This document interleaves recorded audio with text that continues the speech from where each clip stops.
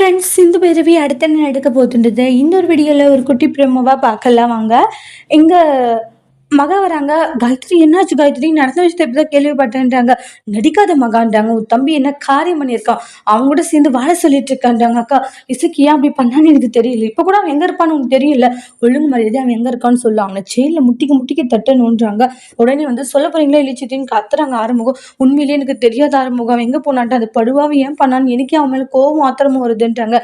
நடிக்கிறீங்களா அப்படின்றாங்க. நான் எதுக்கு நடிக்க போறேன் காயத்ரி? உனக்கு கெட்டதுலேயே ஒரு நல்லது நடந்திருக்கு. இசைக்கு அப்படி கூட்டிட்டு போய் உன்னை தள்ளி விட்டதுனாலதான் உனக்கு பேச்சு வந்திருக்கு. அவன் உனக்கு நல்லதா பண்ணியிருக்கான்றாங்க. போது வாய் மூடு மகான்றாங்க. என்ன அப்படியே உன் தம்பிக்கு வக்காலத்து வாங்குறியா? அவன் நல்லது பண்ணாட்டா அப்படியே அவனை வீட்டுக்கு கூட்டிட்டு வந்தெல்லாம் நினைச்சிட்டு இருக்கியா அப்படின்றாங்க. இங்க பாரு, நீ என்ன பண்ணாலும் அவனை நான் மன்னிக்க போறது இல்லைன்றாங்க. ஏன்னா என் குஞ்சு விட்டு இருந்தா என் மகளுடைய உசுறு விட்டுருப்பா அப்படின்றாங்க. சரியான நேரத்துல சிந்து காப்பாத்துனா. அக்கா சிந்துவே என்னக்கா அவளை பத்தி போய் பெருமை பேசுது. மகா சிந்துவே இல்லைன்னா காயத்ரி இல்லை தெரியுமான்றாங்க. இங்க பாரு, உன்னோட சிந்து எவ்வளவோ மேலுன்றாங்க. அவளே இந்த குடும்பத்துக்காக எவ்வளவு நல்ல காரியம் பண்ணியிருக்கான்றாங்க. இன்னொரு டைம் சிந்துவை பத்தி கேவலமா பேசணும் அவ்வளவுதான்ட்டு சிந்துவுக்காக அன்னபூரணிய ஆதரவா பேசுறாங்க.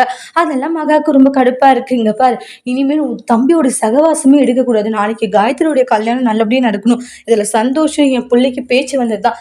நல்லபடியா இனி கௌரவமா என் பிள்ளைக்கு நான் கல்யாணம் பண்ணுவேன். இனி யார் என்ன கேட்கறது அப்படின்ற மாதிரி சொல்றாங்க. இனிமேல் இசைக்கின்ற ஒருத்தன் வாழ்க்கையில் இல்லவே இல்லைன்றாங்க.